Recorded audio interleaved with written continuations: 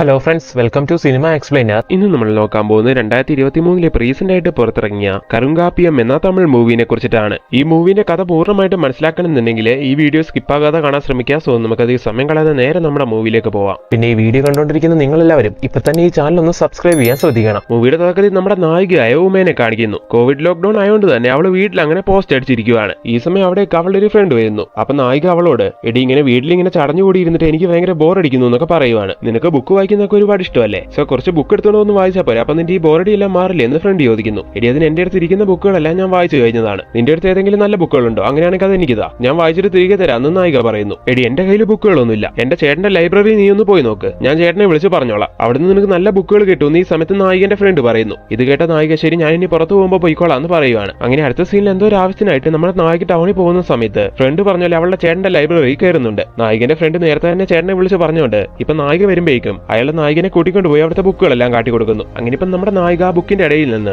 പുറഞ്ഞിട്ടെല്ലാം കുറച്ച് ഡിഫറന്റ് ആയിട്ടുള്ള ഒരു ബുക്ക് സെലക്ട് ചെയ്യുന്നു. ആ ബുക്കിന്റെ പേരായിരുന്നു കരുങ്കാപ്പിയം. അങ്ങനെ നായിക ആ ബുക്ക് അവിടെ ഇരുന്ന് വായിക്കാൻ തുടങ്ങുവാണ്. ഇതേ സമയം തന്നെ ആ ബുക്കിലുള്ള കഥയിലേക്ക് നമ്മളും ട്രാവൽ ചെയ്യാൻ തുടങ്ങുന്നു. ആ ബുക്കിലെ ആദ്യത്തെ കഥ മീര എന്ന് പറയുന്ന ഒരു പെണ്ണിനെ പറ്റിയായിരുന്നു. അവളുടെ കഥ സ്റ്റാർട്ട് ചെയ്യുന്ന സമയത്ത് അവളുടെ അപ്പാർട്ട്മെന്റിന്റെ സ്റ്റെയറിൽ ഇരുന്ന് ഇങ്ങനെ കരയുവാണ്. ഈ സമയം അത് കണ്ടുകൊണ്ട് അതേ അപ്പാർട്ട്മെന്റിലെ മറ്റൊരു ഫ്ലാറ്റിൽ താമസിക്കുന്ന ശക്തി എന്ന് പറയുന്ന ഒരു വ്യക്തി അവിടേക്ക് വരുന്നു. അങ്ങനെ അവൾ കരയുന്ന കണ്ടിട്ട് അവളൊരു കാര്യം ചോദിക്കുവാണ്. അപ്പൊ അവൾ പറയാണ് അവൾ ഈ അപ്പാർട്ട്മെന്റിൽ ഒരു ഫ്ലാറ്റ് വാടകയ്ക്ക് എടുത്ത് താമസിച്ചുകൊണ്ടിരിക്കുകയായിരുന്നു. ആ ഫ്ലാറ്റിന്റെ ഓണർ ഇപ്പം ലോക്ക്ഡൌൺ ഒക്കെ ആയതുകൊണ്ട് അവളെ എവിടെ നിന്ന് ഇറക്കി വിട്ടിരിക്കുകയാണ്. ഈ ഒരു സമയത്ത് അവൾക്ക് ഇനി എവിടെ പോകാൻ കഴിയും? എവിടെങ്കിലും പോയാൽ അങ്ങനെ ഫ്ലാറ്റ് കിട്ടുമോ? അങ്ങനെ ഇപ്പൊ ആ കാര്യങ്ങളിൽ ആലോചിച്ച് അവൾ ഒരുപാട് വിഷമിച്ച് കരഞ്ഞുകൊണ്ടിരിക്കുന്നതാണ്. അങ്ങനെ ഇപ്പൊ ശക്തി എന്ന് പറയുന്ന വ്യക്തിയോട് മീര ഈ കാര്യങ്ങളെല്ലാം പറയുമ്പോൾ അയാൾ പറയാണ് താൻ അതിന് വിഷമിക്കൊന്നും വേണ്ട, എന്റെ ഫ്ലാറ്റ് ഡബിൾ ബെഡ്റൂം ആണ്, തനിക്ക് കുഴപ്പമൊന്നുമില്ലെങ്കിൽ താൻ ഓക്കെ ആണെങ്കിൽ പുതിയൊരു സ്ഥലം കിട്ടുന്നോളം വരെ തനിക്ക് അവിടെ താമസിക്കാം. ഇത് കേൾക്കുന്ന മീരയ്ക്കാണെങ്കിൽ വേറെ ഓപ്ഷൻ ഇല്ലാത്തതുകൊണ്ട് അവൾ അതിന് ഓക്കെ പറയുന്നു. അങ്ങനെ ഇപ്പൊ അവളെയും കൂട്ടിക്കൊണ്ട് അയാളുടെ ഫ്ലാറ്റിലേക്ക് എത്തുവാണ്. എന്നിട്ട് നീ ആ റൂമിൽ താമസിച്ചോളാൻ പറഞ്ഞിട്ട് ഗസ്റ്റ് റൂം കാണിച്ചു കൊടുക്കുവാണ് അവൾക്ക്. അങ്ങനെ നായിക റൂമിലേക്ക് പോയിട്ട് ഒന്ന് ഫ്രഷ് ആയി കുറച്ച് നേരം കിടക്കുന്നു. കുറച്ചേരം കഴിഞ്ഞ് അവൾ പുറത്തേക്ക് ഇറങ്ങി വന്ന് നോക്കുന്ന സമയത്ത് അവിടെ ഉണ്ടായിരുന്ന ശക്തിനെ കാണുന്നില്ല. ഫ്ലാറ്റിന് പുറത്തു പോയി നോക്കാമെന്ന് വിചാരിച്ചുകൊണ്ട് ഈ സമയത്ത് അവൾ ആ മെയിൻ ഡോർ തുറക്കാൻ ശ്രമിക്കുന്നുണ്ടെങ്കിലും അതാണെങ്കിൽ പുറത്തുനിന്ന് ക്ലോസ്ഡ് ആണ്. ഇവനെന്തിനെ ലോക്ക് ചെയ്തിട്ട് പോയെന്ന് ഈ സമയത്ത് മീര ആലോചിക്കുന്നു. അങ്ങനെ അവൾ വാതിലിൽ രണ്ടുതവണ തട്ടുന്ന സമയത്ത് ശക്തി അവിടെ പുറത്ത് തന്നെ ഉണ്ടായിരുന്നു. സോ അവനിപ്പോ പെട്ടെന്ന് വന്ന് വാല് തുറക്കുവാണ്. ഈ സമയം നായിക ഞാനിവിടെ ഉണ്ടായിട്ട് താൻ എന്തിനാ പുറത്തുനിന്ന് ലോക്ക് ചെയ്തേന്ന് ചോദിക്കുന്നു. ഓ സോറി, താനിവിടെയുള്ള കാര്യം ഞാൻ പെട്ടെന്ന് വിട്ടുപോയി, സാധാരണ പുറത്തു പോകുമ്പോഴൊക്കെ ഞാൻ ഇങ്ങനെ പൂട്ടിയിട്ട് പോകുന്നതാണ്, ആ ഒരു രീതിയിൽ അറിയാതെ അങ്ങ് പൂട്ടിപ്പോയതാണ്. ഇങ്ങനെയും പറഞ്ഞിട്ട് അവനാണെങ്കിൽ അവന്റെ റൂമിലേക്ക് പോകാൻ തുടങ്ങുന്നു. ഇതേ സമയത്ത് അവന്റെ കയ്യിൽ ഒരു വലിയ ബാഗ് ഉണ്ടായിരുന്നു. ഇത് നമ്മുടെ നായിക നോട്ട് ചെയ്യുന്നു. പെട്ടെന്ന് തന്നെ നമ്മുടെ നായിക അതിനെ പറ്റി ചോദിക്കുന്നുണ്ട്. അതെന്റെ ലഗേജിലേക്ക് ഇടുന്ന ബാഗ് ആണെന്നും പറഞ്ഞുകൊണ്ട് പെട്ടെന്ന് ഒഴിഞ്ഞു മറന്നുപോലെ അവൻ റൂമിലേക്ക് പോവാണ്. അപ്പൊ അവൾക്കാണെങ്കിൽ എന്തോ ഒരു ഡൗട്ട് അടിക്കുന്നു. അങ്ങനെ അന്ന് ഉറങ്ങാൻ കിടക്കുന്ന മീരയ്ക്കാണെങ്കിൽ ആ കാര്യം ആലോചിച്ചിട്ട് ഉറക്കം വരുന്നില്ല. എന്നാലും അത്രയും വലിയ ബാഗ് എന്തിനായിരിക്കും? ലഗേജ് വെക്കാൻ അന്ന് കൈയോട് പറഞ്ഞതോണെയായിരിക്കുമോ? അങ്ങനെയെല്ലാം ആലോചിച്ച് നായിക അങ്ങനെ കിടക്കുന്ന അതേ സമയം തന്നെ ശക്തിന്റെ റൂമിൽ നിന്ന് എന്തൊക്കെയോ സൗണ്ടുകൾ കേൾക്കുവാണ് അവള്. ഈ പാതിരാത്രിക്ക് ഇവൻ എന്താ ചെയ്യുന്നത്? ഒന്ന് പോയി നോക്കാന്ന് വിചാരിച്ചുകൊണ്ട് നായിക നൈസായിട്ട് പുറത്തേക്ക് ഇറങ്ങി വരുന്നു. അവന്റെ റൂമിന്റെ ഡോർ ഈ സമയത്ത് ക്ലോസ്ഡ് അല്ലായിരുന്നു. അങ്ങനെ വാതിലിന്റെ ഇടയിലൂടെ അവൾ ഒന്നകത്തേക്ക് നോക്കുന്നു. ഈ സമയം അവിടെ നായിക ഒരു ഞെട്ടിക്കുന്ന കാഴ്ച കാണുന്നു. ശക്തി ഇപ്പൊ റൂമിൽ വെച്ചിട്ട് ഒരു പെണ്ണിന്റെ ഡെഡ് ബോഡി വെട്ടിഞ്ഞുറുക്കിയ ബേഗിൽ കയറ്റുവാണ്. അങ്ങനെ ഈ കാഴ്ച കണ്ട് ആകെ ഞെട്ടിപ്പോകുന്ന നായിക പെട്ടെന്ന് തന്നെ അവളെ റൂമിലേക്ക് വന്ന് കഥ കടയ്ക്കുന്നു. ആ ഒരു കാഴ്ച കണ്ടുകൊണ്ട് അന്ന് നായികയ്ക്ക് ഉറക്കെ വരുന്നില്ല. അങ്ങനെ ഇപ്പൊ അടുത്ത ദിവസം രാവിലെ കാണിക്കുന്നു. ശക്തി ഇപ്പൊ നായികനോട് പറഞ്ഞു ഒന്ന് ടൗണിലേക്ക് പോവുകയാണ്. സോ ഇപ്പൊ ഫ്ലാറ്റിൽ അവൻ ഇല്ലാത്തതുകൊണ്ട് തന്നെ നമ്മുടെ നായികയാണെങ്കിൽ അവന്റെ റൂമിൽ ഒന്ന് പോയി നോക്കാന്ന് വിചാരിക്കുന്നു. അങ്ങനെ റൂമിലേക്ക് കയറി അവളാണെങ്കിൽ നൈസായിട്ട് ആ ബാഗ് തുറന്നു നോക്കുന്നു. അങ്ങനെ അതിലെ ആ പെണ്ണിന്റെ ഡെഡ് ബോഡി കാണുന്ന സമയത്ത് അവളാണെങ്കിൽ വല്ലാതെ ആവുന്നു. അതേപോലെ തന്നെ ആ റൂമിലെ ബാത്റൂമില് ഇതേപോലെ തന്നെ മറ്റൊരു പെണ്ണിന്റെ ഡെഡ് ബോഡിയും ഉണ്ടായിരുന്നു. അങ്ങനെ ഇതും കൂടി കടന്ന് നമ്മുടെ നായികയാണെങ്കിൽ എന്താ ചെയ്യേണ്ടതെന്നൊക്കെ ഇങ്ങനെ ആലോചിക്കുന്നു. ഇനി ഒരു നിമിഷം ഇവിടെ നിന്നാൽ ശരിയാവില്ല, ചിലപ്പോൾ ശക്തി ഇവരോട് ചെയ്ത പോലെ എന്നോടും ചെയ്യും. അതുകൊണ്ട് അയാളെ തിരികെ വരുന്നതിന് മുമ്പ് ഇവിടുന്ന് രക്ഷപ്പെടാമെന്ന് വിചാരിച്ചുകൊണ്ട് നായിക അതിനുവേണ്ടി വാതിൽ തുറക്കാൻ ശ്രമിക്കുകയാണ്. എന്നാൽ വാതിൽ തുറക്കുന്നില്ല. ഇന്നലെ ചെയ്തോലെ തന്നെ അവൻ അവിടെ നിന്ന് പോയ സമയത്ത് പുറത്തുനിന്ന് വാതിൽ പൂട്ടിയിട്ടായിരുന്നു പോയിട്ടുണ്ടായിരുന്നത്. അങ്ങനെ ഇപ്പം നമ്മുടെ നായിക ഇനി എന്ത് ചെയ്യുന്നൊക്കെ ആലോചിക്കുന്നു. ഒരു സേഫ്റ്റിക്ക് വേണ്ടി നമ്മുടെ നായിക ഈ സമയത്ത് ഒരു കത്തി എടുത്ത് ഒളിപ്പിച്ചും വെക്കുന്നുണ്ട്. എന്നിട്ട് നായിക അവിടെ പേടിച്ച് വിറച്ച് അങ്ങനെ ഇരിക്കുകയാണ്. അങ്ങനെ കുറെ നേരം കഴിഞ്ഞ് ശക്തി അവിടേക്ക് തിരികെ വരുന്നു. അങ്ങനെ ഇപ്പൊ വാല് തുറന്ന് കയറി വരുന്ന ശക്തിയാണെങ്കിൽ മീരന്റെ അരിപ്പ് കണ്ടിട്ട് നീ എന്താ ഇങ്ങനെ ഇരിക്കുന്നതെന്നൊക്കെ ചോദിക്കുന്നു. എഴുന്നിട്ട് ഭക്ഷണം വാങ്ങിക്കൊണ്ട് വന്നിട്ടുണ്ട്, നമുക്ക് കഴിക്കാമെന്നും പറഞ്ഞുകൊണ്ട് അവളെ വിളിക്കുകയും ചെയ്യുവാണ് അവൻ. ശരിക്കും ശക്തി എന്ന് പറയുന്ന വ്യക്തിയാണെങ്കിൽ ഒരു ക്രിമിനലാണ്. ഇതുപോലെ പെണ്ണുങ്ങളെ തട്ടിക്കൊണ്ടുവന്ന് അവരെ റേപ്പ് ചെയ്തതിനു ശേഷം അവരെ കൊന്നുകളയും. എന്നിട്ട് ഇതുപോലെയുള്ള ബാഗുകൾ അവരെ വെട്ടിഞ്ഞുറുക്കി പീസാക്കി എവിടെയെങ്കിലും കൊണ്ടേ ഡിസ്പോസ് ചെയ്യും. അങ്ങനെ ഈ കാര്യങ്ങളെല്ലാം നമ്മുടെ നായിക മനസ്സിലാക്കുന്നുണ്ട്. അടുത്തായിട്ട് അയാളുടെ ടാർഗറ്റ് നായികയാണ്. അന്ന് റൂം നഷ്ടമായിട്ട് നായിക അങ്ങനെ ഇരിക്കുന്ന സമയത്ത് ഇയാൾ വന്ന് സ്നേഹത്തോടെ വിളിച്ചോണ്ട് പോയത് ഇതിനു വേണ്ടിയായിരുന്നു. അതായത് ഇങ്ങനെ ഒരു ഉദ്ദേശം മനസ്സിൽ വെച്ചുകൊണ്ടായിരുന്നു. അങ്ങനെ അന്ന് രാത്രി നായിക അവളുടെ റൂമിൽ അങ്ങനെ കിടക്കുന്ന സമയത്ത് പാതിരാത്രി ആകുമ്പോൾ ശക്തി അവളുടെ റൂമിലേക്ക് വരുന്നു. എന്നിട്ട് അവൾ ഉറങ്ങിയെന്ന് വിചാരിച്ചുകൊണ്ട് അവളുടെ ബോഡിയിലെല്ലാം നൈസായിട്ട് ടച്ച് ചെയ്യുന്നു. എന്നാൽ ഈ സമയം നായികയാണെങ്കിൽ ഉറങ്ങാതെ അങ്ങനെ കിടക്കുമായിരുന്നു. അയാൾ തന്നെ എന്തെങ്കിലും ചെയ്യാൻ വേണ്ടി വന്നാ ഇന്നടുത്ത് ഒളിപ്പിച്ചു വെച്ചിരിക്കുന്ന ആ കത്തി വെച്ച് അയാളെ കുത്തിക്കൊല്ലാന്നൊക്കെ ഈ സമയത്ത് മീര ആലോചിക്കുന്നുണ്ട്. എന്നാൽ കുറച്ചുനേരം അവളുടെ കൂടെ അങ്ങനെ കിടന്നതിന് ശേഷം അയാൾ അവിടെ നിന്ന് എഴുന്നേറ്റ് പോകുന്നു. അടുത്ത ദിവസം രാവിലെ തന്നെ നമ്മുടെ നായികയാണെങ്കിൽ അവളുടെ ലഗേജ് എല്ലാം പാക്ക് ചെയ്യുകയാണ്. എന്നിട്ട് ഒരു നിമിഷം പോലും ഇനി ഇവിടെ നിൽക്കാൻ പാടില്ല എന്ന് വിചാരിച്ച് അതെല്ലാം എടുത്തുകൊണ്ട് അവിടെ നിന്ന് ഇറങ്ങാൻ തുടങ്ങുന്നു. എന്നാൽ ഇതേ സമയം തന്നെ ശക്തിയാണെങ്കിൽ ഇതെല്ലാം കാണുവാണ്. അങ്ങനെ അവളെ തടഞ്ഞിട്ട് നീ എവിടേക്ക് പോകുന്നതെന്ന് ചോദിക്കുന്നു. ഞാൻ ഇവിടെ നിന്ന് പോവാ, എനിക്ക് ഇവിടെ നിൽക്കാൻ കഴിയില്ല എന്ന് നായിക പറയുന്നു. അവളുടെ ഇങ്ങനത്തെ ഒരു സംസാരം കേൾക്കുന്ന സമയത്ത് ആ ഒരു ടോൺ കേൾക്കുന്ന സമയത്ത് കാര്യങ്ങളെല്ലാം അയാൾക്ക് മനസ്സിലാവുകയാണ്. നിന്നെ അങ്ങനെ വെറുതെ വിടാൻ കഴിയില്ലല്ലോ എന്ന് ഈ സമയത്ത് അയാള് നായികനോട് ചോദിക്കുവാണ്. ഇത് കേട്ട നായിക ഒന്ന് പേടിക്കുന്നു. എന്നിട്ട് നിങ്ങൾ വഴി മാറി എനിക്ക് പോണെന്ന് പറയുന്ന സമയത്ത് അയാളാണെങ്കിൽ നായികനെ തല്ലുവാണ്. എന്നിട്ട് അവളെ അവിടെയുള്ള ഒരു ചെയറിൽ കെട്ടിവെക്കുന്നു. ഞാനിപ്പോ ഈ നായിക എന്ന് പറഞ്ഞുകൊണ്ടിരിക്കുന്നത് ഈ സ്റ്റോറിയിലെ നായികയായ മീരനെ പറ്റിയാണ്, അല്ലാതെ മൂവിയുടെ തുടക്കത്തിൽ കാണിച്ച ആ ബുക്ക് വായിക്കുന്ന ഉമ എന്ന് പറയുന്ന പെണ്ണിനെ പറ്റിയല്ല. സോ നിങ്ങൾ അതൊന്ന് മനസ്സിലാക്കി വെക്കണം. ഓക്കെ, ഇനി നമുക്ക് കഥ കണ്ടിന്യൂ ചെയ്യാം. അങ്ങനെ ഇപ്പൊ മീരനെ കെട്ടിവെച്ചിട്ട് അയാൾ എന്താ ചെയ്യുന്നതെന്ന് നോക്കിയിട്ടുണ്ടെങ്കിൽ ബാത്റൂമിലുള്ള ഒരു പെണ്ണിന്റെ ബോഡി ഇല്ലേ അത് പുറത്തേക്ക് എടുത്തുകൊണ്ട് വന്നിട്ട് അവളെ മുമ്പിൽ വെച്ച് അത് വെട്ടി ഞുറുക്കുവാണ്. ഇതേ സമയം തന്നെ ഹോളിലിരിക്കുന്ന ചെയർ ഇങ്ങനെ മൂവ് ആവുന്ന ഒരു സൗണ്ട് അയാൾ കേൾക്കുന്നു. ഈ വീട്ടിൽ ഇപ്പൊ ഇവർ രണ്ടുപേരും മാത്രമല്ലേ ഉള്ളൂ. അപ്പൊ പിന്നെ ആരാ ചെയർ മാറ്റിയെന്ന് അറിയാൻ വേണ്ടി ഈ സമയത്ത് ശക്തിയാണെങ്കിൽ നേരെ പുറത്തേക്ക് ഇറങ്ങി വരുന്നു, അതായത് ഹാളിലേക്ക് വരുവാണ്. എന്നാൽ ഈ സമയം അവിടെ എങ്ങും ആരെയും കാണുന്നില്ല. അതേപോലെ തന്നെ എന്തോ അമാനുഷികമായിട്ടുള്ള കാര്യങ്ങൾ നടക്കുന്ന പോലെ അയാൾക്ക് ഫീൽ ചെയ്യുന്നു. ഇതേ സമയം തന്നെ ശക്തിനെ അവന്റെ ഫ്രണ്ട് വീഡിയോ കോൾ ചെയ്യുവാണ്. എന്നിട്ട് ഫ്രണ്ട് അവനോട് ചോദിക്കുകയാണ്, എടാ നീ ഒന്ന് കിഡ്നാപ്പ് ചെയ്തുകൊണ്ട് വന്ന ആ രണ്ട് പെണ്ണുങ്ങളെ എന്ത് ചെയ്തു എന്ന്. അവരെ രണ്ടുപേരെ റേപ്പ് ചെയ്തതിനു ശേഷം ഇപ്പൊ കൊന്ന് പീസ് ആക്കി എന്നൊക്കെ ഈ സമയത്ത് ശക്തി ഇങ്ങനെ പറഞ്ഞു കൊടുക്കുന്നു. അതേപോലെ അതേ സമയം തന്നെ മറ്റൊരു സുന്ദരിയായ പെണ്ണിന്റെ വല വന്ന് ചാടിയെന്നും അവൻ ഫ്രണ്ടിനോട് പറയുവാണ്. ഇത് കേൾക്കുന്ന ഫ്രണ്ട് ആഹാ അത് കൊള്ളാലോ, എന്നാ പെണ്ണെ ഒന്ന് കാട്ടിത്തടാന്ന് പറയുവാണ്. ശരി നീ കണ്ടോ ഞാനിപ്പോ കാട്ടിത്തരാമെന്നും പറഞ്ഞുകൊണ്ട് ആ ഫോണുമായിട്ട് അയാൾ നേരെ നായികന്റെ അടുത്തേക്ക് ചെല്ലുന്നു. എന്നിട്ട് വീഡിയോ കോളിൽ അവളെ കാട്ടി കൊടുക്കുവാണ്. എന്നാൽ ഫ്രണ്ടിന് അതൊന്നും കാണാൻ കഴിയുന്നില്ല. നീ എന്താ എന്നെ കളിപ്പിക്കുവാണോ, അവിടെ ഒരു ചെയർ മാത്രമല്ലേ ഇരിപ്പുള്ളൂ എന്ന് ഈ സമയത്ത് ഫ്രണ്ട് ചോദിക്കുന്നു. ഇത് കേൾക്കുന്ന ശക്തി ആകെ ബ്ലാങ്ക് ആവുന്നു. എന്താ നിനക്ക് ഈ പെണ്ണിനെ കാണുന്നില്ലേ? ഇല്ലടാ എനിക്ക് അവിടെ ഒരു ചെയർ മാത്രമേ കാണുന്നുള്ളൂ. ഇത് കേൾക്കുന്ന ശക്തിക്കാണെങ്കിൽ ഒന്നും മനസ്സിലാവുന്നില്ല. അങ്ങനെ അവൻ കണ്ണൊക്കെ ഒന്ന് മുറുക്കി അടിച്ച് തുറക്കുന്ന സമയത്ത് ആ ചെയറിലിരിക്കുന്ന നായികനെ അവനും കാണുന്നില്ല. പെട്ടെന്ന് നോക്കുന്ന സമയത്ത് നായിക അവനെ വന്ന് അറ്റാക്ക് ചെയ്യുന്നു. ഇപ്പോഴാണ് നമുക്ക് മനസ്സിലാവുന്നത് മീര ഒരു ആത്മാവായിരുന്നു. അവള് മരിച്ചിട്ട് കുറച്ച് ദിവസമായിട്ടുണ്ടായിരുന്നു. അങ്ങനെ ഇപ്പൊ മീരന്റെ ആത്മാവ് അയാളെ ആക്രമിച്ച് കൊല്ലുവാണ്. ശരിക്കും മീര ഇങ്ങനെ ചെയ്യാൻ കാരണം എന്താന്ന് വെച്ചിട്ടുണ്ടെങ്കിൽ ഇയാളിങ്ങനെ പെണ്ണുങ്ങളെ കടത്തിക്കൊണ്ട് വന്ന് അവരെ കൊല്ലുന്ന ഒരാളാണല്ലോ, അതുകൊണ്ടാണ്. അങ്ങനെ ആ കഥ കട്ടായിട്ട് ഇപ്പൊ പ്രസന്റിലേക്ക് വരുന്നു. ഉമ എന്ന് പറയുന്ന നമ്മുടെ റിയൽ നായിക ആ ബുക്കിൽ ആദ്യത്തെ സ്റ്റോറി വായിച്ചു കഴിഞ്ഞു. കോവിഡ് ആയതുകൊണ്ട് ലോക്ക്ഡൌൺ പ്രഖ്യാപിച്ചിരിക്കുന്ന സമയത്താണ് ആ കഥ നടക്കുന്നതെന്നൊക്കെ ആ ബുക്കിൽ പറയുന്നുണ്ടായിരുന്നല്ലോ. അപ്പൊ ഈ കഥ റീസെന്റ് ആയിട്ട് നടന്ന കാര്യമാണോ അതാണോ എഴുതിയിരിക്കുന്നത്? പക്ഷേ ഈ ബുക്കിന്റെ പുറഞ്ഞിട്ട് കണ്ടിട്ട് ഒരുപാട് കൊല്ലം പഴക്കമുള്ള തോന്നുന്നുണ്ടല്ലോ. ഇങ്ങനെയല്ല ഉമ വിചാരിക്കുവാണ്. അതുകൊണ്ട് എന്തായാലും ഈ കാര്യം ഫ്രണ്ടിന്റെ ചേട്ടനോട് ചോദിക്കാന്ന് വിചാരിച്ചുകൊണ്ട് അയാളുടെ അടുത്തേക്ക് വരുന്നുണ്ടെങ്കിലും അയാൾ ഈ സമയത്ത് ഒരു കോളിലായിരുന്നു. സോ നായിക ആ കാര്യം വിട്ട് ആ ബുക്കിലെ അടുത്ത സ്റ്റോറി വായിക്കാൻ തുടങ്ങുവാണ്. രണ്ടാമത്തെ സ്റ്റോറി കാജൽ എന്ന് പറയുന്ന ഒരു സോഷ്യൽ മീഡിയ ഇൻഫ്ലുവൻസറെ കുറിച്ചായിരുന്നു. അവൾ സോഷ്യൽ മീഡിയാസിൽ പോസ്റ്റ് ചെയ്യുന്ന റീൽസും പോസ്റ്റ് എല്ലാം കണ്ട് അവളുടെ ഫാൻസായ ഒരുപാട് ആൾക്കാർ ദിനം പ്രതി അവളെ കാണാൻ വരുമായിരുന്നു. അങ്ങനെ വരുന്നവരെല്ലാം അവളാണെങ്കിൽ അകത്തേക്ക് പോകാന്നൊക്കെ പറഞ്ഞ് വിളിച്ചോണ്ട് പോയി അവളുടെ വീട്ടിലൊരു രഹസ്യാരെ കൊണ്ടേ പൂട്ടിയിടുമായിരുന്നു. എന്നിട്ട് അവരുടെ എല്ലാവരുടെയും കൈവേരളൊക്കെ മുറിച്ചെടുത്ത് അവരെ അങ്ങനെ ടോർച്ചർ ചെയ്യുമായിരുന്നു. ശരിക്കും കാജൽ എന്ന് പറയുന്ന പെണ്ണാണെങ്കിൽ ഒരു സൈക്കോ ആയിരുന്നു. അതുകൊണ്ടായിരുന്നു അവർ അങ്ങനത്തെ കാര്യങ്ങളെല്ലാം ചെയ്തുകൊണ്ടിരുന്നത്. സംഭവം ഇങ്ങനെയൊക്കെ ആണെങ്കിലും പുറമേ അവള് പഞ്ചഭാവമായിരുന്നു. അങ്ങനെ ആ സ്റ്റോറിയും വായിച്ചു കഴിയുന്ന ഉമയാണെങ്കിൽ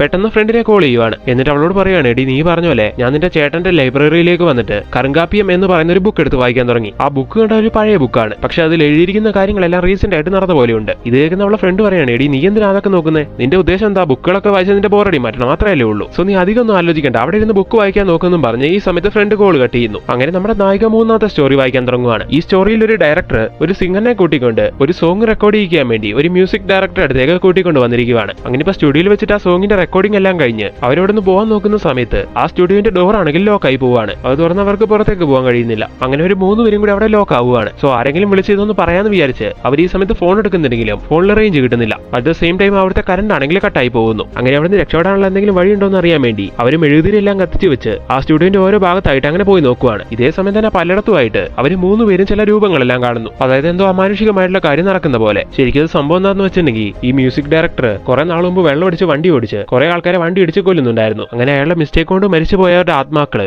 ഇപ്പൊ അയാളോട് പ്രതികാരം വീട്ടാൻ വേണ്ടി അവിടേക്ക് വന്നതായിരുന്നു. അത് അങ്ങനെ അവിടെ വെച്ച് തന്നെ ആത്മാക്കള് ആ മ്യൂസിക് ഡയറക്ടറെ മാത്രം കൊന്നിട്ടും പോകുന്നുണ്ടായിരുന്നു. അങ്ങനെ ആ കാര്യവും പറഞ്ഞുകൊണ്ട് ആ ഓദർ ആ സ്റ്റോറി അവസാനിപ്പിക്കുകയാണ്. അങ്ങനെ ഇപ്പൊ പ്രസന്റിൽ ഈ കഥയെല്ലാം വായിച്ചുകൊണ്ടിരിക്കുന്ന നായിക ഇനി ഒരു പക്ഷേ ഈ കഥകളെല്ലാം റിയലായിട്ട് നടന്നതായിരിക്കും എന്ന് അറിയാൻ വേണ്ടി നായിക നെറ്റിൽ സെർച്ച് ചെയ്ത് നോക്കുവാണ്. അങ്ങനെ അവൾക്ക് അതിനെ പറ്റിയുള്ള വാർത്തകളെല്ലാം കിട്ടുന്നു. അതെല്ലാം റിയൽ ആയിട്ട് നടന്നു തന്നെയായിരുന്നു. അങ്ങനെ ഇതെല്ലാം കണ്ടു കഴിയുന്ന നമ്മുടെ നായിക അങ്ങനെ അടുത്ത സ്റ്റോറിയിലേക്ക് പോവുകയാണ്. ഇതാണ് ഈ ബുക്കിലെ ലാസ്റ്റ് സ്റ്റോറി. സോ ഈ മൂവിയിലെ സ്റ്റോറി മറ്റാരുമല്ല, കാജൽ അഗർവാൾ ആണ്. ഈ ബുക്കിൽ കണ്ട മറ്റുള്ള സ്റ്റോറീസ് പോലെയല്ല, ഇത് പഴയ കാലത്ത് നടന്ന ഒരു സ്റ്റോറി ആയിട്ടാണ് പറയുന്നത്. ഒരു ഒറ്റപ്പെട്ട ഗ്രാമം, അവിടെ സാധാരണക്കാരായ കുറെ ജനങ്ങൾ. ആ സമയം ആ ഗ്രാമത്തിൽ ഒരു പ്രശ്നം ഉണ്ടായിരുന്നു. ചെറിയ കുട്ടികളെയൊക്കെ കാണാതാവുക, അതുപോലെ രാത്രി ഇറങ്ങി നടക്കുന്ന ആൾക്കാരെ ആരോ കൊന്നുകളയുക, അങ്ങനത്തെ കുറച്ച് പ്രശ്നങ്ങളൊക്കെ ഉള്ള ഒരു നാടായിരുന്നു അത്. എന്നാൽ ഈ കാര്യങ്ങളെല്ലാം അവിടെ ചെയ്തു കൂട്ടുന്ന ആരാണെന്നുള്ള കാര്യം അവിടെ ആർക്കും അറിയത്തില്ല. അങ്ങനെ ഇപ്പൊ ഈ കഥയുടെ ഒരു ഭാഗത്ത് ഒരു വ്യക്തി രാത്രി ജോലിയെല്ലാം കഴിഞ്ഞ് വീട്ടിലേക്ക് തിരികെ വന്നുകൊണ്ടിരിക്കുന്നു. ഈ സമയം ഒരു പെണ്ണ് ചിരിക്കുന്ന പോലെ അയാൾ ഒരു സൗണ്ട് കേൾക്കുന്നു. അങ്ങനെ അയാൾ പേടിയോടെ അങ്ങോട്ടും ഇങ്ങോട്ടും ഇങ്ങനെ നോക്കുവാണ്. ഇതേ സമയം തന്നെ ആരോ വന്ന് അയാളുടെ കഴുത്ത് മുറിക്കുവാണ്. അങ്ങനെ അയാൾ മരിച്ചു പോകുന്നതായിട്ട് കാണിക്കുന്നു. കണ്ടില്ലേ, ഇതേപോലെയാണ് അവിടെ കൊലപാതകങ്ങൾ നടന്നുകൊണ്ടിരിക്കുന്നത്. ഇതുപോലെ ഒരുപാട് കൊലകൾ നടന്നിട്ടുണ്ട്. പക്ഷെ ഇങ്ങനെ ചെയ്യുന്ന ആരാണെന്ന് കണ്ടെത്താൻ വേണ്ടി ഒരു തെളിവും കിട്ടിയിട്ടില്ല. അതിനെപ്പറ്റി ഒരു തുമ്പുമില്ല.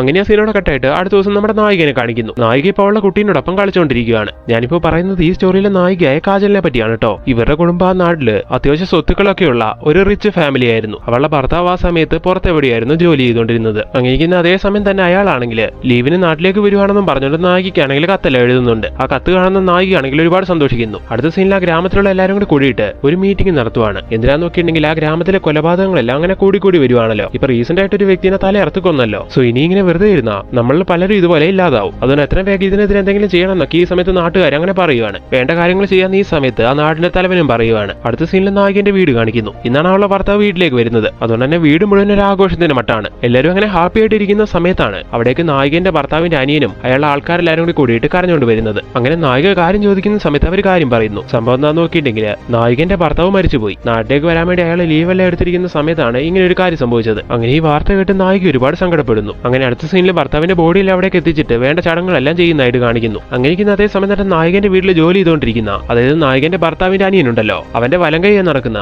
ഒരു വ്യക്തി ആ നാടിന്റെ തലവനെ കണ്ട് പറയുവാണ്, നായിക പല ദിവസവും പാതിരാത്രിയാവുമ്പോൾ ആരോടും പറയാതെ വീട്ടിൽ നിന്ന് ഇറങ്ങി പോകുന്നത് ഞാൻ കണ്ടിട്ടുണ്ടെന്ന്. ഇത് കേൾക്കുന്ന നാട്ടുതലവൻ, നീ എന്താ പറഞ്ഞു വരുന്നേന്ന് ചോദിക്കുന്നു. ഞാൻ പറഞ്ഞു വരുന്നത് മറ്റൊന്നുമല്ല, ഈ നാട്ടിലിപ്പോ കൊലപാതകങ്ങൾ ഇങ്ങനെ കൂടിക്കൊണ്ടിരിക്കുകയാണല്ലോ, അതെല്ലാം നടക്കുന്നത് രാത്രിയാണല്ലോ. സോ അതെല്ലാം ചെയ്തുകൊണ്ടിരിക്കുന്നത് അവരാണോ എന്ന് എനിക്കൊരു ഡൗട്ട് ഉണ്ട്. ഒരു സ്ത്രീയാണ് അത് ചെയ്യുന്നതെന്ന് പലർക്കും ഫീൽ ചെയ്തിട്ടുള്ളതാണല്ലോ. മിക്കവാറും അവർ തന്നെയായിരിക്കും. എനിക്ക് അങ്ങനെയാണ് തോന്നിയെന്നൊക്കെ ഈ സമയത്ത് അയാൾ ഉറപ്പിച്ച് പറയുന്നു. ഇത് കേൾക്കുന്ന സമയത്ത് ആരാണെങ്കിലും ഒന്ന് ഡൗട്ട് അടിക്കില്ലേ? അതുപോലെ ഇപ്പൊ നാട്ടുതലവനും ഒരു ഡൗട്ട് അടിക്കുവാണ്. അതുപോലെ ജോലിക്കാരൻ നാട് മുഴുവൻ നടന്ന് ഈ കാര്യം പറഞ്ഞു വരുത്തുവാണ്. അടുത്ത സീനിലെ നാടിന്റെ തലവനാണെങ്കിൽ ഇതിനൊരു പരിഹാരം എന്നുള്ള രീതിയിൽ എന്തെങ്കിലും പൂജയൊക്കെ ചെയ്തു നോക്കാമെന്ന് വിചാരിച്ചോണ്ട്, അല്ലെങ്കിൽ എന്തെങ്കിലും പരിഹാരം കാണാമെന്ന് വിചാരിച്ചോണ്ട് അവിടേക്ക് ഒരു സ്വാമീനെ എല്ലാം വിളിച്ചു വരുത്തുന്നു. അങ്ങനെ അവിടേക്ക് എത്തുന്ന സ്വാമി ആദ്യം തന്നെ പറയുന്നത്, നിങ്ങൾ പറഞ്ഞ പെണ്ണിനെ എനിക്കൊന്ന് കാണണമെന്നാണ്. അങ്ങനെ ഇപ്പൊ നായകന്റെ വീട്ടിലേക്ക് അവരെല്ലാരും കൂടി കൂടിയിട്ട് അയാളെ കൂട്ടിക്കൊണ്ടുവരുന്നു. ഈ സമയം നായകനെ വിളിക്കാൻ വേണ്ടി അകത്തേക്ക് അവളുടെ വീട്ടിൽ ജോലി ചെയ്തുകൊണ്ടിരിക്കുന്ന അവളെ പറ്റി അങ്ങനെയെല്ലാം പറഞ്ഞു വരുത്തി ആ വേലക്കാരനുണ്ടല്ലോ അയാൾ പോവാണ്. നായികയ്ക്കാണെങ്കിൽ അയാൾ അങ്ങനെയെല്ലാം ചെയ്തുകൊണ്ട് ഭയങ്കര ദേഷ്യമായിരുന്നു. സോ നായിക ദേഷ്യം കൊണ്ട് അയാൾ ഒരുപാട് തല്ലി പുറത്തിറക്കി വിടുന്നു. അങ്ങനെ തല്ലും കൊണ്ട് ഇറങ്ങി വന്ന അയാൾ പറയുവാണ് അവരോട്, കണ്ടില്ലേ ആ സ്ത്രീ എന്നെ ഒരുപാട് ദ്രോഹിച്ചത്, ഞാനിപ്പോ പറഞ്ഞത് ശരിയാണെന്ന് നിങ്ങൾക്ക് എല്ലാവർക്കും മനസ്സിലായില്ലേ? ഇതെല്ലാം കാണുന്ന സ്വാമിക്ക് ആകെ ദേഷ്യം വരുന്നു. അങ്ങനെയാണെങ്കിൽ ഇയാൾ പറഞ്ഞതെല്ലാം ശരി തന്നെയായിരിക്കും, അവളെ മേത്ത് എന്തെങ്കിലും ബാധ കയറിയതായിരിക്കും. അതുകൊണ്ട് ആ പെണ്ണെ എത്രയും വേഗം ഇവിടുത്തെ അമ്പലത്തിലേക്ക് എത്തിക്കാനുള്ള കാര്യങ്ങൾ ചെയ്യും, അവിടെ വെച്ച് നമുക്കൊരു പൂജ ചെയ്യാന്നൊക്കെ ഈ സമയത്ത് ആ സ്വാമി പറയുന്നു. അങ്ങനെ അവരെല്ലാരും കൂടി കൂടിയിട്ട് നായികനെ പിടിച്ചു വലിച്ച അമ്പലത്തിലേക്ക് കൊണ്ടുവരുവാണ്. അങ്ങനെ അവളെ അവിടെ ഇരുത്തി ഒരുപാട് പൂജയെല്ലാം ചെയ്യുന്നു. ശരിക്കും ഇവർ പറയുന്നല്ലോ കാര്യങ്ങൾ. നായിക ഇതുവരെ അങ്ങനെ ആരെയും ദ്രോഹിച്ചിട്ടൊന്നുമില്ല. ആർക്കെങ്കിലും എന്തെങ്കിലും ബുദ്ധിമുട്ടുണ്ടെന്ന് അറിഞ്ഞാൽ അവരെ സഹായിക്കുന്ന ഒരു സ്വഭാവമായിരുന്നു നായികയ്ക്കുള്ളത്. അങ്ങനെയുള്ള ഒരു നായിക ഇങ്ങനെയൊക്കെ ചെയ്യുമോ? ഒരിക്കലും ചെയ്യില്ല. സോ അങ്ങനെയുള്ള ഒരു നായികനെ ഈ ഒരു അവസ്ഥയിലേക്ക് അവരാക്കണമെങ്കിൽ അവർക്ക് എന്തെങ്കിലും ഒരു ഉദ്ദേശം ഉണ്ടാവില്ലേ? അതിനെപ്പറ്റി നമുക്ക് വഴിയെ നോക്കാം. അങ്ങനെ ഇരിക്കുന്ന ഒരു ദിവസം ആ നാട്ടിലെ തലവനാണെങ്കിൽ ആ നാട്ടിലെ പ്രധാന പ്രശ്നമായ നായികനെ അങ്ങനെ അമ്പലത്തിൽ കൊണ്ട് വിട്ട് പൂജകളെല്ലാം ചെയ്തുകൊണ്ടിരിക്കുകയാണല്ലോ. സോ ഇനി രാത്രി ഇറങ്ങി നടക്കുന്നതിനൊന്നും പ്രശ്നമില്ല, എല്ലാ പ്രശ്നം ഒഴിവായല്ലോ എന്നുള്ള ആ ഒരു സമാധാനത്തിന്റെ പുറത്ത് എവിടെയൊക്കെ പോവാണ് രാത്രി. ഈ സമയം അയാൾ ഒരു പെണ്ണിന്റെ ചിരി കേൾക്കുന്നു. ഇത് കേട്ട് അയാൾ ഞെട്ടി നിൽക്കുന്ന സമയത്ത് അയാളുടെ മുമ്പിലേക്ക് പൂജ ചെയ്യാൻ വേണ്ടി അയാൾ കൊണ്ടുവന്ന സ്വാമി എത്തുവാണ്. ഇപ്പോഴാണ് അയാൾക്ക് നമ്മൾക്ക് എല്ലാവർക്കും മനസ്സിലാവുന്നത് ഇത്ര നാൾ ഈ രാത്രി നടക്കുന്ന ഈ കൊലപാതകം എല്ലാം ചെയ്തുകൊണ്ടിരുന്നത് നായികയല്ല, മറിച്ച് ഇയാളാണെന്ന്, അതായത് ഈ സ്വാമിയാണെന്ന്. ഇയാളുടെ സഹായിയായിരുന്നു നായകന്റെ വീട്ടിൽ ജോലി ചെയ്യുന്ന ആ വേലക്കാരനും. അങ്ങനെ ഇപ്പൊ അവർ രണ്ടുപേരും കൂടി അയാളെ അവിടെ കൊല്ലാൻ ശ്രമിക്കുന്ന സമയത്ത് അയാൾ എങ്ങനെ അവിടെ ഓടി രക്ഷപ്പെടുവാണ്. അങ്ങനെ രക്ഷപ്പെട്ട് വഴിയിലൂടെ ഓടി വരുന്ന സമയത്ത് വഴിയിൽ വെച്ച് നായികന്റെ ഭർത്താവിന്റെ ബ്രദറിനെ കാണുന്നു. അങ്ങനെ അവനോട് ഈ കാര്യങ്ങളെല്ലാം പറയുവാണ്. അതെനിക്ക് അറിയായിരുന്നോടൊന്നും പറഞ്ഞുകൊണ്ട് ഈ സമയത്ത് അയാളാണെങ്കിൽ ആ നാടിന്റെ തലവനെ കുത്തിക്കൊല്ലുന്നു. അപ്പോഴേക്കും സ്വാമിയും വേലക്കാരനും കൂടി അവിടെ ഓടിയെത്തുവാണ്. ആക്ച്വലി ഇവര് മൂന്നുപേരും ഒരു ഗ്യാങ് ആണ്. ഇവര് മൂന്നുപേരും കൂടിയായിരുന്നു ഈ കാര്യങ്ങളെല്ലാം ഇത്ര നാൾ ചെയ്തുകൊണ്ടിരുന്നത്. എന്നിട്ട് അവർ മനഃപൂർവ്വം ആ കുറ്റങ്ങളെല്ലാം നായകന്റെ തല വെച്ച് കൊടുത്തതാണ്. എന്തിനാന്ന് വെച്ചിട്ടുണ്ടെങ്കിൽ നായകന്റെ അവളുടെ ഭർത്താവിന്റെ മേലുള്ള സ്വത്തുക്കളെല്ലാം അയാൾക്ക് സ്വന്തമാക്കാൻ വേണ്ടി, അതായത് നായകന്റെ ഭർത്താവിന്റെ അനിയന് സ്വന്തമാക്കാൻ വേണ്ടി. അതിനുവേണ്ടി നായകന്റെ ഭർത്താവിനെ കൊന്നത് ഇവര് തന്നെയായിരുന്നു. അങ്ങനെ ആ സീനൊക്കെ കട്ടായിട്ട് അടുത്ത ദിവസം കാണിക്കുവാണ്. ഇപ്പൊ ആ നാടിന്റെ തലവനെയും കൂടി അങ്ങനെ മരിച്ച അവസ്ഥയെ കാണുന്ന സമയത്ത് നാട്ടുകാരകെ അടയുവാണ്. അങ്ങനെ അവിടെ നടക്കുന്ന കൊലപാതകങ്ങൾക്ക് കാരണം നായികയാണെന്നാണല്ലോ അവർ വിശ്വസിക്കുന്നത്. സോ അങ്ങനെ ആ ഒരു കാരണം കൊണ്ട് തന്നെ ഇപ്പൊ അവരെല്ലാരും കൂടി നായകന്റെ അടുത്തേക്ക് വന്നിട്ട് നായകനെ കൊല്ല ചെയ്യുവാണ്. അതായത് ഒരുപാട് തല്ലുന്നു, കല്ല് വെച്ച് എറിയുന്നു, അങ്ങനെ ഒരുപാട് ദ്രോഹിക്കുവാണ്. അങ്ങനെ അവസാനം നമ്മുടെ നായിക മരിച്ചു പോകുന്നു. ഇതേ സമയം അവർ മൂന്നുപേരും, അതായത് നായകന്റെ ഭർത്താവിന്റെ അനിയനും ആ സ്വാമിയും വേലക്കാരനും ആഗ്രഹിച്ച പോലെ കാര്യങ്ങൾ ഓൾമോസ്റ്റ് കഴിഞ്ഞിട്ടുണ്ട്. ഇനി അവശേഷിക്കുന്നത് നായകന്റെ മകൾ എന്നുള്ള ഒരു ബാധ്യത കൂടിയാണ്. അതും കൂടി ഇല്ലാതാക്കി ആ സ്വത്തുക്കളെല്ലാം നമ്മുടെ കൈ വരുമെന്നും പറഞ്ഞുകൊണ്ട് അവരിപ്പോ അതിനെപ്പറ്റി പ്ലാൻ ചെയ്യുന്നു. ഇതേ സമയം തന്നെ അവരുടെ മുമ്പിലേക്ക് ഒരു വെട്ടം അടിക്കുകയാണ്. അങ്ങനെ ഞെട്ടിത്തെറിച്ച് അവർ നോക്കുന്ന സമയത്ത് അത് മറ്റാരുമല്ല, നായകന്റെ ആത്മാവായിരുന്നു. അങ്ങനെ നായകനെ മെയിനായിട്ട് ദ്രോഹിച്ച ഇവരെ മൂന്നുപേരെയും നായകന്റെ ആത്മാവ് സ്പോട്ടിൽ വെച്ച് കൊന്നു കളയുവാണ്. അങ്ങനെ ആ സീനോടെ കട്ടായിട്ട് ഇപ്പൊ പ്രസന്റ് വരുന്നു. ഇപ്പൊ നമ്മുടെ ഉമയാണെങ്കിൽ ആ ബുക്കിലുള്ള എല്ലാ സ്റ്റോറീസും വായിച്ചു കഴിഞ്ഞിരിക്കുകയാണ്. ഇതേ സമയം തന്നെ അവളുടെ ഫ്രണ്ട് അവളെ കോൾ ചെയ്യുന്നു. എന്നിട്ട് എന്താ ആ ബുക്ക് കഴിഞ്ഞോ എന്നൊക്കെ ചോദിക്കുന്നു. അപ്പൊ നായിക എല്ലാം ഞാൻ വന്നിട്ട് പറയാമെന്നും പറഞ്ഞുകൊണ്ട് നേരെ അവളെ വീട്ടിലേക്ക് എത്തുവാണ്. എന്നിട്ട് ആ ബുക്കിൽ വായിച്ച കാര്യങ്ങളെല്ലാം പറയുന്നു. ആ ബുക്ക് മുഴുവൻ വായിച്ചു കഴിഞ്ഞതിന് ശേഷം നായികയ്ക്കാണെങ്കിൽ ഉള്ളിൽ എന്തോ ഒരു പേടി പോലെയാണ്. അങ്ങനെ ഇപ്പൊ ആ കാര്യങ്ങളെല്ലാം ഫ്രണ്ടിനോട് പറയുന്ന സമയത്ത് അവളെ നായികനെ സമാധാനിപ്പിക്കുന്നു. ആ ബുക്ക് വായിച്ചുകൊണ്ട് നിനക്ക് ചിലപ്പോൾ അങ്ങനെയൊക്കെ തോന്നിയതായിരിക്കും, അതൊന്ന് കാര്യമാക്കണ്ടെന്ന് ഫ്രണ്ട് പറയുന്നു. ഇതേ സമയത്ത് തന്നെ ആരോ കോളിംഗ് ബെൽ അടിക്കുവാണ്. അങ്ങനെ ആ കോളിംഗ് ബെല്ലിന്റെ സൗണ്ട് കേട്ടിട്ട് അവരവിടേക്ക് ഞെട്ടി നോക്കുന്നതായിട്ട് കാണിക്കുന്നു. അങ്ങനെ അതൊരു സസ്പെൻസ് ആക്കി കാണിച്ചുകൊണ്ട് അങ്ങനെ ഈ മൂവി അവസാനിപ്പിക്കുകയാണ്. സോ ഫ്രണ്ട്സ്, ഈ മൂവി എങ്ങനെ ഉണ്ടായിരുന്നു? ഈ മൂവിനെ കുറിച്ചുള്ള നിങ്ങളുടെ അഭിപ്രായം തീർച്ചയായിട്ടും നിങ്ങൾ കമന്റ് ബോക്സിൽ ഇടുക. ഇനി ഇതുപോലുള്ള പുതിയ മൂവീസ് ആയിട്ട് ഞങ്ങൾ വരുന്നതായിരിക്കും. അപ്പോൾ ഈ വീഡിയോ വൈൻഡ് അപ്പ് ചെയ്യുന്നു. So thank you so much for watching this video.